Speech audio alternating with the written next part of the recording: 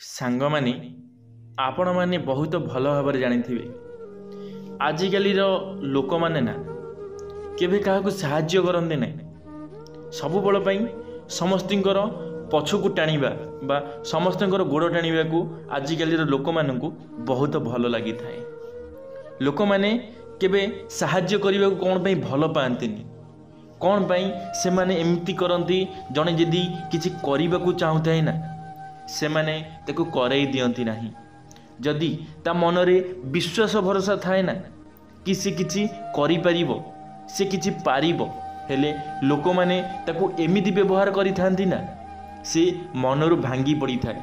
से मनरे भाभी थाए कि मु कौन करिबी मु केमिति ए सब जिंस करि परिबी से एमिति किछि भाभी थाए। सांग माने मु आजी आपण मानंकु गोटिए कहानी माध्यम रे बहुत बड़ कथाटिए कहबाकू चाहूँगी। सांग माने भिडियोटी को निश्चिंत भाव में शेष पर्यंत देखिए। जदि भिडियोटी आपण मानकु भल लागिबो लाइक टिए करिवे। चलंतु सांग माने आजिर भिडियोटी आरंभ करिबा। हाय फ्रेंड्स, जय जगन्नाथ। मु आपण मानकु स्वागत करुछि टॉकिंग वर्ल्ड यूट्यूब चैनल को। मु आशा करुछि प्रभु जगन्नाथ कृपारु आपण माने बहुत भलरे थिबे, खुशी रे थिबे। चलंतु सांग माने आजिर भिडियोटी आरंभ करिबा। गोटिए पक्षी तार शावक को नहीं खाद्य संग्रह पाई समुद्र कूल रे बुलुथिला। हठात समुद्र लहरी आसिला एवं तार शावक को भसाई नहीं गला। पक्षीटी बहुत चेष्टा करिबा सत्वे मध्य तार शावक को बंचाई पारिला नहीं। से दुख रे कांदी कांदी समुद्र को कहिला, हे समुद्र मो शावक को मते फेरई दियो। किंतु समुद्र कहिला, मु काहाकू थरे मो पाखकू टाणी नाणे आउ छाड़ेनी। पक्षीटी समुद्र पाखरे बहुत गुहारी कला किंतु समुद्र तार शावक को छाड़िला नहीं। समुद्र कहिला, तू जदि पारुछु निजे नहीं जा। ये शुणी पक्षीटी स्थिर कला जेमिति हेले भी से तार शावक को बंचाइब। से समुद्रर पानी सुखाइब भावी तार थंटरे समुद्र जल को नहीं बाहरे पकाइला। से छोट पक्षीटी से कौन समुद्र पानी सुखाई पारिबो? से एसबु कथा चिंता न करी मनरे दृढ़ साहस रखी तार कुनी थंटरे पानी सुखाइबाकू लागिला। सेतेबळे से बाट देई आउ गोटे पक्षी जाउथिला। ताकू देखी से पक्षीटी कहिला, अरे तू समुद्र पानी एमिति थंटरे आनी पकाउछु काई? माँ पक्षीटी उत्तर रे कहिला, मु समुद्र को सुखाउछि। ए कथा सुनी से पक्षीटी कहिला, अरे तू एते छोट चढ़ईटीए तू कौन समुद्र को सुखाई पारिबु? माँ पक्षी कहिला, शुण तुमर जदि मते साहाय्य करिवार अछि तो कर, नहेले तुम बाटरे तुमे चली जाओ, हेले मते परिहास करनी। से पक्षीटी ए कथा सुनी से मध्य माँ पक्षी सह पानी सुखाइबाकू लागिला। किछि समय परे से बाट देई दले पक्षी जाउथिले। सेमाने देखिले दुई जण पक्षी समुद्ररू पानी आनी बाहरे पकाउछंती। सेमाने जाई तांकू पचारिले, अरे तमे दुहे ये कि खेल खेलुच? से दुई पक्षी कहिले, आमे समुद्र पानी सुखाइबू। सेमाने से दुई जनकू परिहास कले, अरे एते बड़ समुद्र तमे सामान्य पक्षी तमे कौन समुद्र सुखाई पारिबो? ये कथा सुनी दुई पक्षी तांकू कहिले, तमर जदि साहाय्य करिवार अछि तो कर, नहेले तम काम रे जाओ, किंतु आमको परिहास करनी। परे सेमाने मध्य से दुई पक्षीଙ୍କ सह पानी सुखाइबाकू लागिले। एमती अनेक पक्षी समुद्र सुखाइबाकू थंटरे पानी बोहिले। सेई बाट देई नारद ऋषि जाउथिले। से पक्षी दलंकू देखी पचारिले, ए तुमे कौन करुछ? पक्षी माने नारदंग मध्य समान उत्तर देले। नारद एहा सुनी पक्षीराज गरुडंक पाखकू गले। गरुडंकू पक्षी मानंक विषय रे କହିଲେ। ପରେ ବ୍ରହ୍ମାଙ୍କୁ ଯାଇ ମଧ୍ୟ ସବୁ କଥା କହିଲେ। ବ୍ରହ୍ମା କିନ୍ତୁ ସବୁ ଦେଖୁଥାନ୍ତି। ପରେ ପକ୍ଷୀରାଜ ଗରୁଡ଼ ସମୁଦ୍ର ପାଖକୁ ଯାଇ ଦେଖିଲେ ସବୁ ପକ୍ଷୀ ପାଣି ଶୁଖାଇବାରେ ଲାଗିଛନ୍ତି। ଗରୁଡ଼ ପକ୍ଷୀମାନଙ୍କୁ ପଚାରିଲେ, ଏ କ'ଣ କରୁଛ? ସମୁଦ୍ର ପାଣି କାହିଁ ବାହାରେ ପକାଉଛ?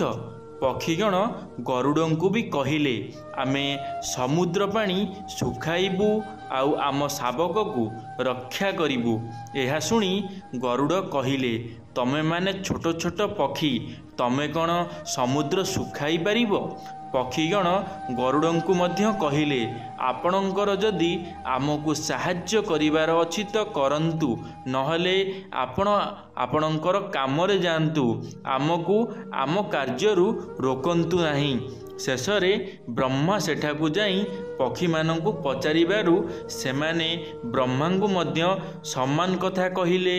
ବ୍ରହ୍ମା ଏହା ଶୁଣି ସମୁଦ୍ରକୁ କହିଲେ ଯେ, ସମୁଦ୍ର, ତୁ ଏ ପକ୍ଷୀର ଶାବକକୁ ଫେରାଇ ଦେ। ପରେ ସମୁଦ୍ର ତାର ଶାବକକୁ ଫେରାଇ ଦେଲା। ପକ୍ଷୀମାନେ ତାଙ୍କ ଶାବକକୁ ନେଇ ନିଜ ନିଜ ସ୍ଥାନକୁ ଫେରିଗଲେ। ସାଙ୍ଗମାନେ, ଆମେ ଏହି ଗପରୁ କ'ଣ ଶିଖିବାକୁ ପାଇଲେ ଜାଣିପାରୁଛନ୍ତି? ଯଦି କିଛି ବୁଝିପାରିଲେ କମେଣ୍ଟ ମାଧ୍ୟମରେ ନିଶ୍ଚିତ ଜଣାଇବେ। ଯଦି ଆପଣଙ୍କୁ କିଛି କାମ କରିବାର ଅଛି ନା, ତେବେ ଆପଣ ନିଜ ଉପରେ ବିଶ୍ୱାସ ରଖି ଆଗେଇ ଚାଲନ୍ତୁ। ଦୁନିଆରେ ଅନେକ ଲୋକ ଅନେକ କଥା କହିବେ। କେହି କେହି ଆପଣଙ୍କୁ ସପୋର୍ଟ କରିବେ ତ ଅନେକ ଲୋକ ଆପଣଙ୍କୁ ପରିହାସ କରିବେ, ଆପଣଙ୍କ ପଛରେ ଲାଗିଯିବେ। ଆପଣମାନେ ଜାଣିଥିବେ କଙ୍କଡ଼ାର ଗୁଣ କିପରି। ଯଦି ଗୋଟିଏ ବାଲ୍ଟିରେ ଗୁଡ଼ାଏ କଙ୍କଡ଼ା ଥିବେ, ତାଙ୍କ ଭିତରୁ ଗୋଟିଏ କଙ୍କଡ଼ା ଯଦି ବାଲ୍ଟି ଉପରକୁ ଉଠିବାକୁ ଚେଷ୍ଟା କରେ, ତେବେ ଆଉ ଯେଉଁ କଙ୍କଡ଼ା ତଳେ ଥିବେ ସେମାନେ ତାର ଗୋଡ଼ ଧରି ଟାଣିଦେବେ। ଠିକ୍ ସେହିପରି ଅନେକ ମଣିଷମାନଙ୍କ ପ୍ରକୃତି। ସେମାନେ ତମକୁ ଦେଖି ସହିପାରିବେ ନାହିଁ, ଅନେକ କଥା କହିବେ, ଯେମିତିକି ତମେ ସେ କାର୍ଯ୍ୟରେ ସଫଳ ନ ହୁଅ। ତେବେ ଆପଣମାନେ କିଛି କାର୍ଯ୍ୟ କରିବାକୁ ଚାହୁଁଥିଲେ ଲୋକଙ୍କ କଥା ଶୁଣନ୍ତୁ ନାହିଁ। କିଏ କ'ଣ କହିଲା, କ'ଣ ନ କହିଲା, ଏତେ କଥାରେ ଆମର କ'ଣ ଅଛି? ଆମେ ଆମ କାମ କଲେ ଆମେ ନିଜେ ଜିତିବା। କେତେକ ପିଲା ଅଛନ୍ତି କିଛି କାମ କରିବାକୁ ହେଲେ ଭାବନ୍ତି କିଏ କ'ଣ କହିବ, କାଳେ ସେ ମୋତେ ଖରାପ କଥା କହିବେ, ପରିହାସ କରିବେ। ଏକଥା ଭାବି ସେମାନେ ନିଜେ ମଧ୍ୟ ପଛକୁ ଚାଲିଯାଆନ୍ତି। ଆପଣମାନେ ଗୋଟିଏ କଥା ମନେ ରଖନ୍ତୁ, ଯଦି ଆମେ ନିଜେ ନିଜ ଉପରେ ବିଶ୍ୱାସ ରଖି କାର୍ଯ୍ୟ କରିବା ନା, ଅନ୍ୟ କଥା ନ ଶୁଣିବା, ତେବେ ଆମେ ନିଶ୍ଚିନ୍ତ ଆଗକୁ ଯାଇପାରିବା। ଦେଖିବେ ଯେଉଁମାନେ ଆପଣଙ୍କୁ ପରିହାସ କରୁଥିବେ, ଦିନ ଆସିବ ସେମାନେ ଆପଣଙ୍କୁ ସପୋର୍ଟ କରିବେ। ଆପଣମାନେ ଏହି ଗପରୁ କ'ଣ ଜାଣିବାକୁ ପାଇଲେ? କି ସେ ଛୋଟ ପକ୍ଷୀ ହେଲେ ମଧ୍ୟ ଗୋଟେ ବଡ଼ ସମୁଦ୍ରକୁ ଶୁଖାଇବାକୁ ମଧ୍ୟ ପଛେଇଲା ନାହିଁ। ସେ ତା ଜିଦିରେ ଅଟଳ ରହିଲା। ସେହିପରି ଆପଣମାନେ ନିଜକୁ କେବେ ଛୋଟେ ମନେ କରନ୍ତୁ ନାହିଁ। ନିଜ ଉପରେ ସେଲ୍ଫ କନଫିଡେନ୍ସ ରଖନ୍ତୁ କି ମୁଁ ପାରିବି। ଏ ଦୁନିଆରେ କୌଣସି କାର୍ଯ୍ୟ ଅସମ୍ଭବ ନୁହେଁ। ସାଙ୍ଗମାନେ, ଆପଣମାନେ ଯଦି କୌଣସି ବି କାମ କରିବାକୁ ଚାହୁଁଛନ୍ତି, ତାହେଲେ ହୃଦୟରୁ ମନରୁ କଷ୍ଟ କରନ୍ତୁ। ଦେଖିବେ ଆପଣ ଯେକୌଣସି କାମ କରିବାକୁ ଚାହୁଁଥିବେ, ସେ କାମରେ ଆପଣ ନିଶ୍ଚିତ ଭାବରେ ଗୋଟିଏ ସମୟରେ ସକ୍ସେସ୍ ପାଇବେ। କେହି ତୁମମାନଙ୍କୁ ହରେଇ ପାରିବେ ନାହିଁ। ଆଜିକାଲି ଦୁନିଆର ଲୋକମାନଙ୍କ କଥା ଶୁଣନ୍ତୁ ନାହିଁ, କାହିଁକି ନା ଲୋକମାନେ ତୁମ ପାଇଁ ବହୁତ କିଛି ଖରାପ କରିବେ, ବହୁତ ଖରାପ କଥା କହିବେ, ବହୁତ ଦେଖେଇଲା ଭଳି କଥାବାର୍ତ୍ତା କରିବେ। ହେଲେ ତୁମକୁ ଯଦି କିଛି କରିବାର ଅଛି, ତାହେଲେ କାହାର ବି କଥା ଶୁଣିବାର ନାହିଁ। ନିଜ କାମକୁ ନିଜେ କରନ୍ତୁ, କାହା କଥା ମନ ଦିଅନ୍ତୁ ନାହିଁ। ଦେଖିବେ ଆପଣ ବି ଗୋଟିଏ ସମୟରେ ନିଶ୍ଚିତ ଭାବରେ ସକ୍ସେସ୍ ପାଇବେ। ସାଙ୍ଗମାନେ, ଆଶା କରିବି ମୋର এই ଭିଡ଼ିଓଟି ଆପଣମାନଙ୍କୁ ବହୁତ ଭଲ ଲାଗିଥିବ। ଯଦି ମୋର এই ଭିଡ଼ିଓଟି ଆପଣମାନଙ୍କୁ ଭଲ ଲାଗିଥିବ ଲାଇକ୍ଟିଏ କରିବେ, ସାଙ୍ଗମାନଙ୍କ ମଧ୍ୟରେ ସେୟାର କରିବାକୁ ଭୁଲିବେ ନାହିଁ।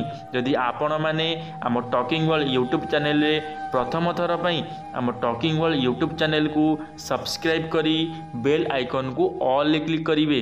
କାରଣ ଆମ ଚ୍ୟାନେଲରେ ଯେବେ କିଛି ନୂଆ ମୋଟିଭେସନାଲ ଭିଡ଼ିଓ ଛଡ଼ାଯିବ ଆପଣମାନେ ସର୍ବପ୍ରଥମେ ଦେଖିପାରିବେ। କମେଣ୍ଟ ବକ୍ସରେ ନିଶ୍ଚିତ ଭାବରେ ଆପଣମାନଙ୍କର ମତାମତ ରଖିବା ପାଇଁ ଭୁଲିବେ ନାହିଁ। ଧନ୍ୟବାଦ ସାଙ୍ଗମାନେ। ଜୟ ଜଗନ୍ନାଥ, ଜୟ ମା ଶାରଳା, ଜୟ ଶ୍ରୀକୃଷ୍ଣ।